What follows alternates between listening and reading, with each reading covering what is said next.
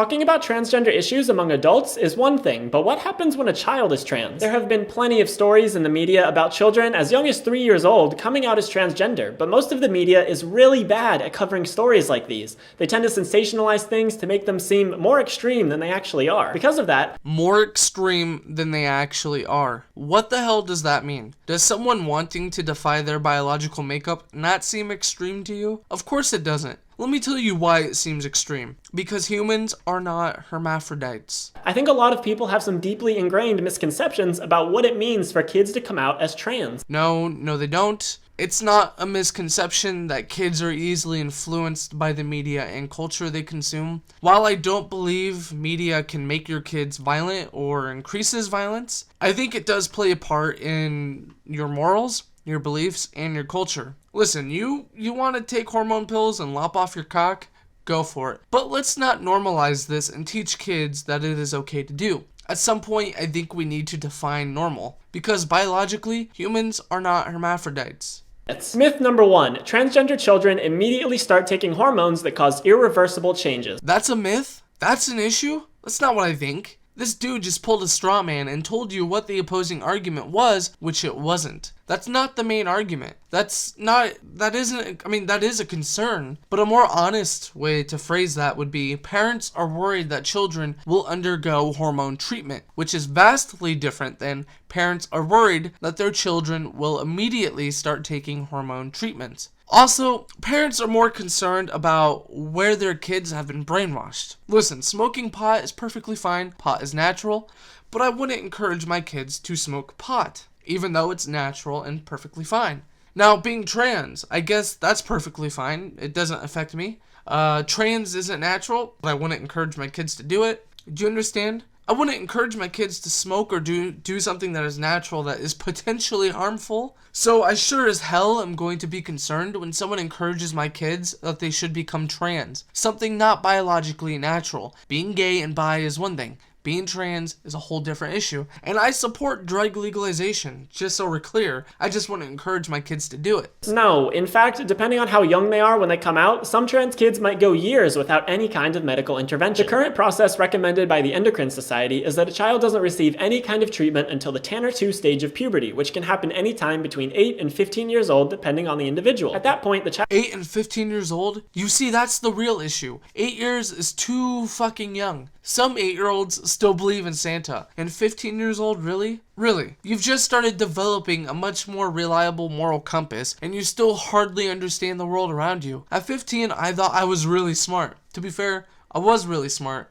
But fast forward 5 years later, I was a moron. You see, you misrepresent the opposing argument and don't realize this is what people are actually concerned about. Child is prescribed a puberty blocker, the most common of which is gonadotropin-releasing hormone, or GnRH. Puberty blockers have been studied for decades as a treatment for precocious puberty, basically early puberty, and they've been proven to be safe and effective. Puberty blockers simply delay the onset of puberty. The reason for this is that it gives the child more time to consider their gender identity and potentially to work with a therapist to figure everything out. Puberty blockers can be stopped at any time with no negative or irreversible effects if the child decides that they don't want to continue with the treatment. Puberty blockers do not cause sterilization, and if they're stopped, puberty will start just like normal. At the age of 16, the Endocrine Society recommends that children be given the option to start hormone replacement therapy. For people who are assigned male at birth, this is generally a testosterone blocker and estrogen. For people who are assigned female at birth, this is generally just testosterone. For trans people, getting on hormones before puberty can be a huge relief. So you're admitting that humans are not naturally hermaphrodites?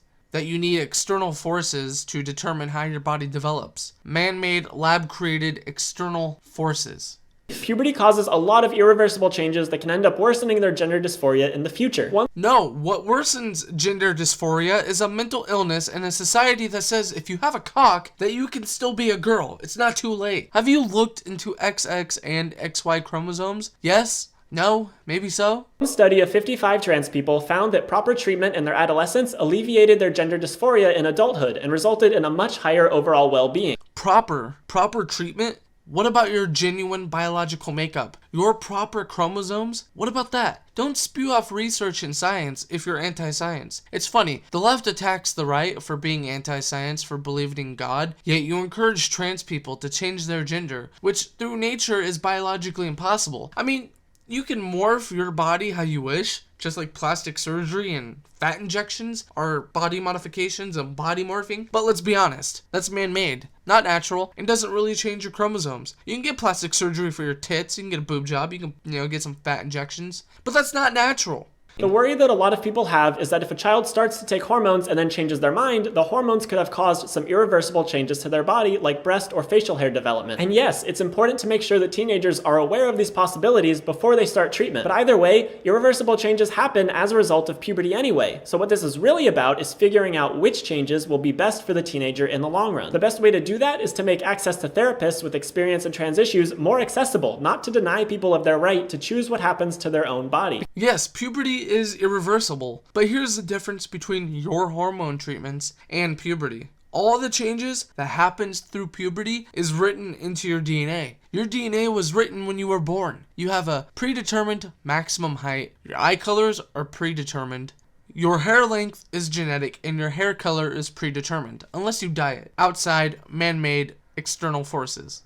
Your skin color is predetermined. Everything that happens to you through puberty is predetermined, basically. You might not reach your potential height due to environmental factors and nutrition, but your dick and your vagina, your XX and XY chromosomes, are determined before puberty even hits. And that last part, about denying people the right to decide what happens with their own body, no one is saying that you, sir, have no right to decide what happens with your own body. What we're saying is that you should stop indoctrinating children with bullshit pseudoscience. Because at the end of the day, this is an issue of choice, and I think that teenagers have the right to decide what happens to their bodies, especially when they are the ones who have to be stuck with the result for the rest of their lives. After that step, some trans people might elect to have genital reconstruction surgery after they turn 18, but at that point, they're legal adults and can make whatever decision they want. Plus, some trans kids might not choose to take puberty blockers or hormones or have surgery, but their gender identity should still be respected. Okay guys, this 12-year-old doesn't want to go through puberty. Like seriously, we should allow him, her, to undergo hormone treatment so she can be herself. Seriously, fuck the course of nature, fuck biology, respect her feelings, damn it. Multiple studies have shown that social acceptance of a child's gender identity leads them to have much better mental health. More like mental illness. Myth number 2, hormones make all trans people infertile. Okay, I don't even care about that. That argument is irrelevant to what I want to discuss. Myth number 3, it's just a phase and they'll regret it when they're older. Yes, it's just a phase encouraged by media and culture. Nope, it's extremely unlikely that they will regret it. Though a few stories about someone detransitioning have made headlines, those cases are actually super rare. 2 studies done in 1992 and 1998 found that only 1% to 2% of people who transitioned later regretted it. I found 4 more studies on the topic. One of them found that no trans people in the study regretted their transition, and the other 3 found rates of 1.2%, 2.2%, and 3.8%, all of which are very, very low. This means that in the vast majority of cases, somewhere between 96% and 99% of trans people who publicly transition don't regret it. What a bunch of bullshit. According to surveys, 4.6% of the overall US population has self-reported a suicide attempt, with that number climbing between 10 and 20% for lesbian, gay, or bisexual respondents. By comparison, 41% of trans or gender non-conforming people surveyed have attempted suicide.